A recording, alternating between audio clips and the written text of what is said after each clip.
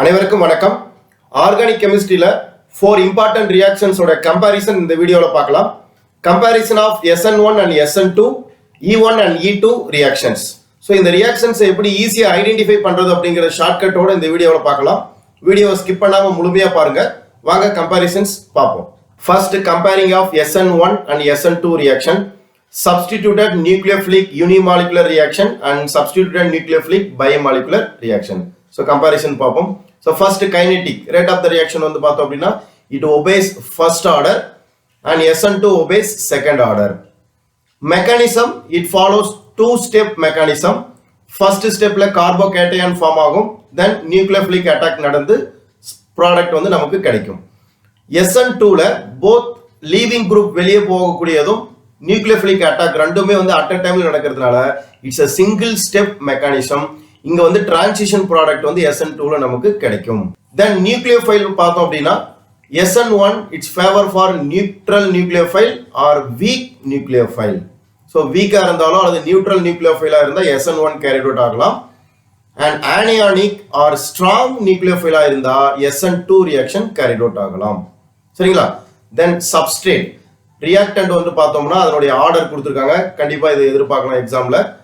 So SN1 ரியாக்ஷனுடைய substrate order benzyl is more favourable than substituted allyl, then tertiary alkyl halide, then allyl, then secondary alkyl halide, then primary halide. So இதுதான் வந்து SN1க்கான substrate reactivity order.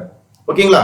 தென் SN2 அப்படியே opposite, methyl is more favourable than primary, then secondary, then tertiary, அதுக்கு பிறகுதான் allyl, அதுக்கு அடுத்து பென்சைலா இருக்கும். சரிங்களா? Okay.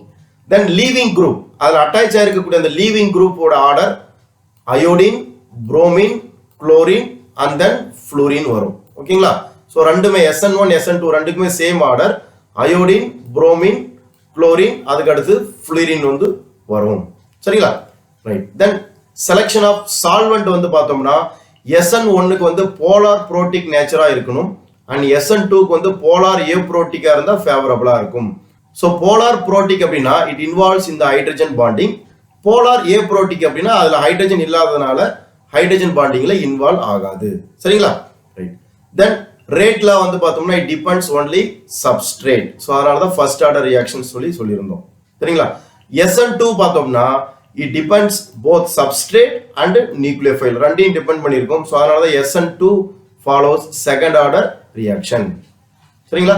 then stereochemistry of SN1 and SN2, racemic product வந்து SN1ல கிடைக்கும் and inversion product வந்து SN2ல கிடைக்கும். சரியா? ஸோ அந்த இன்வர்ஷனுக்கு பேரு வால்டன் இன்வர்ஷன். ஓகேங்களா? ஏன் வால்டன் இன்வர்ஷன் ப்ராடக்ட் நமக்கு SN2ல கிடைக்குது அப்படின்னா நியூக்ளியோஃபிலிக் அட்டாக் வந்து பேக் சைடு அட்டாக் வந்து பாசிபிள். ஸோ அதனால வால்டன் இன்வர்ஷன் ப்ராடக்ட் வந்து நமக்கு கிடைக்கும். ஓகேங்களா? தென் ரீஅரேஞ்ச்மெண்ட் 1,2 ஷிஃப்ட் பாசிபிளா அப்படின்னா SN1 ரியாக்ஷன்ல பாசிபிள் ரீஅரேஞ்ச்மெண்ட் அண்ட் SN2ல பாசிபிள் கிடையாது. சரிங்களா? ஸோ இந்த சார்ட்ல இருக்கக்கூடியதை ஞாபகம் வச்சுக்கிட்டோம் அப்படின்னா நம்ம ஈஸியா SN1 அண்ட் SN2 ரியாக்ஷன் எது அப்படிங்கிறது ஐடென்டிஃபை பண்ணலாம். மெயினா நீங்க ஞாபகம் வச்சுக்க வேண்டியது நியூக்ளியோஃபைல் அண்ட் சப்ஸ்ட்ரேட் ஞாபகம் வச்சுக்கிட்டோம்னா போதும். சரிங்களா? Then comparison of E1 and E2 reaction, elimination of unimolecular and elimination of bimolecular reaction. So kinetics first, E1 it follows first order reaction and E2 follows second order kinetics. Then mechanism, E1 follows two step and E2 follows single step reaction. Then nucleophile neutral நியூக்ளியோஃபைலா இருக்கணும் அல்லது week நியூக்ளியோஃபைலா இருக்கலாம் R acidic நேச்சரா இருக்கக்கூடிய நியூக்ளியோஃபைலா இருந்தால் E1 reaction carried out ஆகலாம். Then E2 reaction anionic or strong nucleophile or basic நேச்சரா இருக்கக்கூடியது இருந்தால் E2 ரியாக்ஷன் ஃபேவரபிள். ஓகேங்களா? Then substrate tertiary alkyl halide and secondary alkyl halide and primary alkyl halide. So substrate reactant வந்து பார்த்தீங்கன்னா இந்த order தான், tertiary, secondary and primary. And E2க்கு same அதே தான், tertiary, secondary and primary alkyl ஹைலைடா இருக்கலாம். ஓகேங்களா? And leaving group also same, iodine, bromine and chlorine இங்கேயும் அதே மாதிரி E2க்கும் பார்த்தோம்னா அயோடின் புரோமின் குளோரின் வந்து பாத்தீங்கன்னா லீவிங் குரூப்பா இருந்ததுன்னா ரியாக்ஷன் மோர் ஃபேவரபிளா இருக்கும்.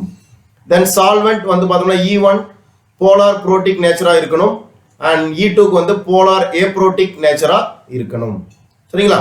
தென் ரேட் லா ஆஃப் E1 பார்த்தோம்னா first order it depends only substrate, நம்ம எடுத்துக்கூடிய சப்ஸ்ட்ரேட்டை பொறுத்து இருக்கும், நியூக்ளியோஃபைலை பொறுத்து இருக்காது.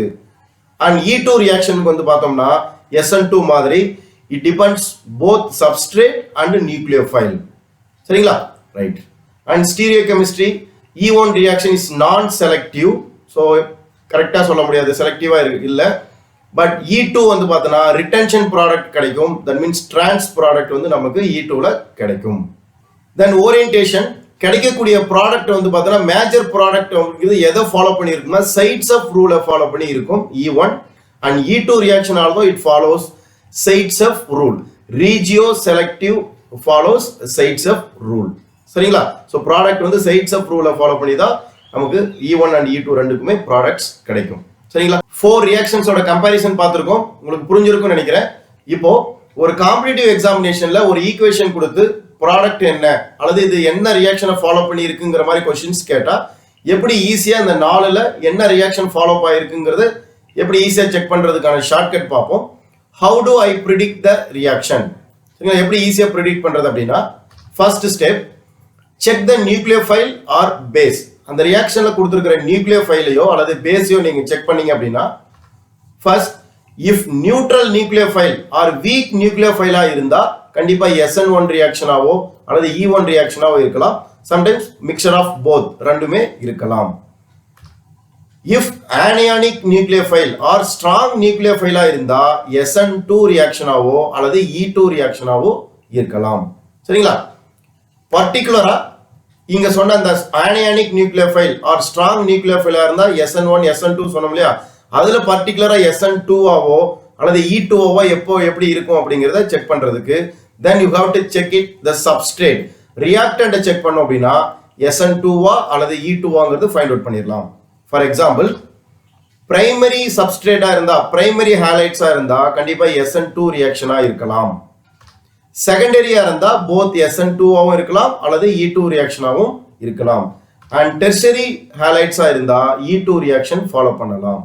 ஸோ இந்த 2 ஸ்டெப் ஃபாலோ பண்ணோம் அப்படின்னா கொடுத்துருக்கக்கூடிய reaction what type of reaction அப்படிங்கிறது ஈஸியா கண்டுபிடிச்சிடலாம். அண்ட் ப்ராடக்ட் என்ன அப்படிங்கிறதும் ஈஸியா நம்ம ஃபைண்ட் அவுட் பண்ணிடலாம். சரிங்களா? ஸோ இந்த எக்ஸ்பிளனேஷன் உங்களுக்கு புரிஞ்சிருக்கும்னு நினைக்கிறேன். உங்க நண்பர்களுக்கு இந்த வீடியோவை ஷேர் பண்ணுங்க. மீண்டும் அடுத்த வீடியோவில் சந்திப்போம். நன்றி.